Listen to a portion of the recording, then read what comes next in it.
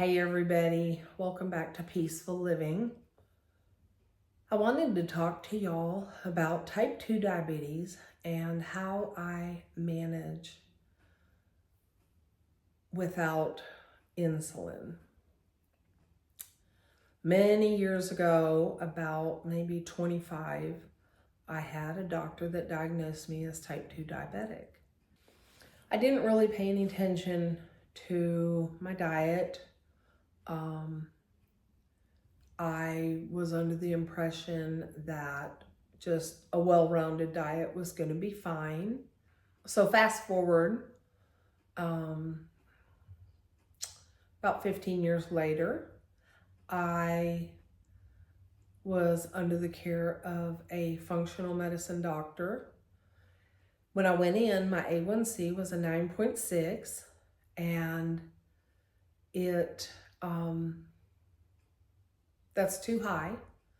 If you know about type 2 diabetics, we try to strive for our A1C to be under 5.2. 5.2 is good. And that just means that your blood sugar is not skyrocketing and that your blood sugar is more on an even keel. We want to keep our blood sugar numbers like 80 to 120 at the most.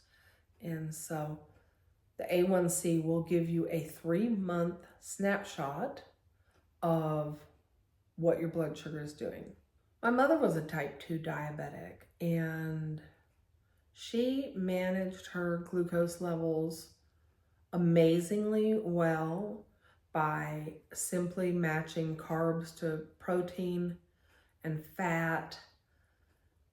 She never had to do insulin, and she was very, very good at managing her blood glucose levels that way. So when I went to this functional medicine doctor, I knew that I could manage my glucose better than what I was doing. And at that time, I went on a specific diet that eliminated a lot of grains, nuts and seeds and legumes, very high carbohydrate foods. And I got my A1C down to a 5.4. It was very challenging. It was very difficult.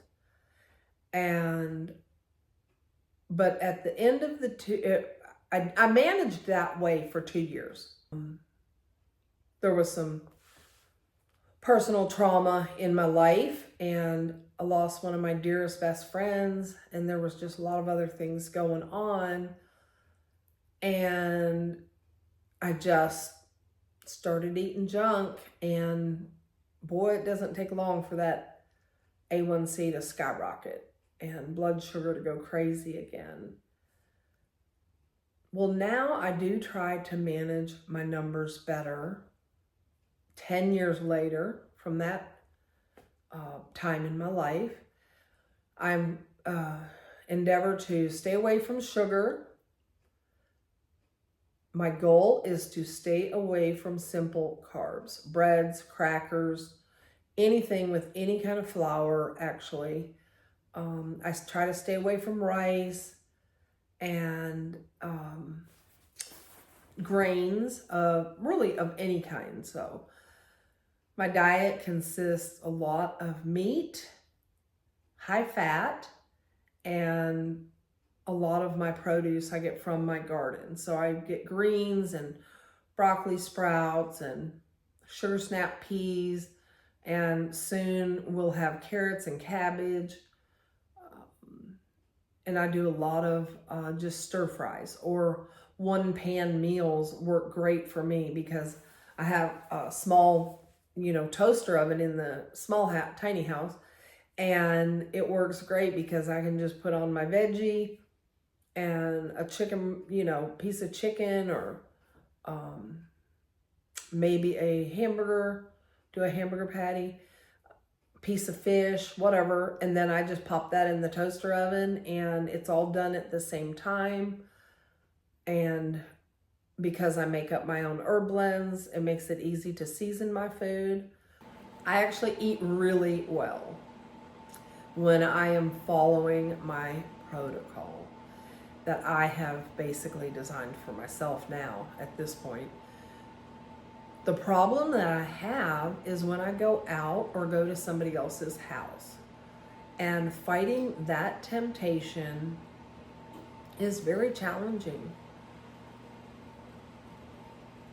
I don't desire to eat foods that make me feel bad. I know my body well enough to know what's going to make me feel bad.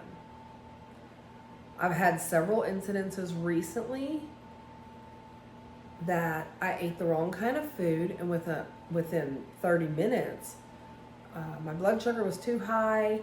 I was feeling nauseous and dizzy, and I had to walk it off. That's typically what I'll do. I'll just start walking, and it helps reduce my blood sugar, and then I'll drink water, and then the rest of the day I will not eat anything except meat. I am not an expert. I do not pretend to know everything about type 2 diabetes. I do know what works well for me, and I do know what worked for my mother. I encourage everyone to take control of your health, know what your options are. Before I started studying about type 1 and type 2 diabetes, I didn't know the difference. I didn't understand what would work, what wouldn't, why does this act this way. I do know what works for me and what doesn't. And for me, any simple carb is not my friend.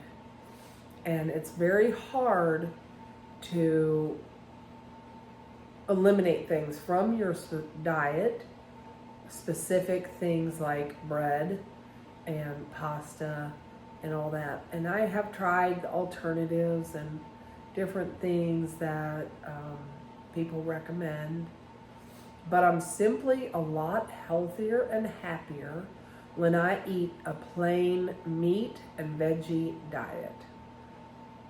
If I could grow all of my own food in the garden, that would be ideal.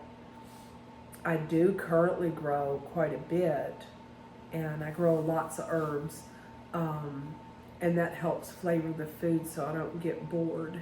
I want to set a close date, maybe my birthday. That's when I started, years ago I started on my birthday, and it also ended on my birthday when my dear friend passed away. So there was a 2-year run from birthday to birthday that I did really well. Well, my birthday's coming up pretty quick. It's 2 days after Christmas, and I always feel like, because it is my birthday, not the new year, not, anything else, that's a great date to start something. And so I am looking forward to cutting back on my on the foods that I eat currently. I've gotten in a habit of eating bread again, and my body does not like bread at all. It does not like white potatoes. It does not like corn. My body does not like sugar at all. So these are things that I want to eliminate, and I am willing to start. And I will keep you posted how it's going from time to time. In a future video, I will be, maybe outlining exactly what I'm giving up and maybe what I actually eat every day to give y'all some ideas and tips. And of course, when Christmas, next week, I'll be done making jelly and jam. And that's just a terrible thing to have in the house right now. is jelly and jam. You know, I've made about 8 different kinds in the last few weeks, and I just need Christmas to be over so I can get rid of all this jelly and jam making. I do a lot of jelly and jam making for the kids. So we just need to get rid of that. I will be reporting back to you on what is working, what is not working, and I'm single, so I buy the groceries for myself. There's no excuse to have any junk in the house. People don't give me food, so I'm the one that brings it in. You know, so if it's in the house, it's because of me. So we're just gonna buy the things that absolutely are going to help us keep our blood sugar under control. And that is my goal. And if there's anybody out there that needs to do the same thing, well, you can just rally up with me and we'll go on this journey together. In the meantime, y'all have a safe and blessed holiday, and I will see you in the next video. Thank y'all so much for coming along. I appreciate you.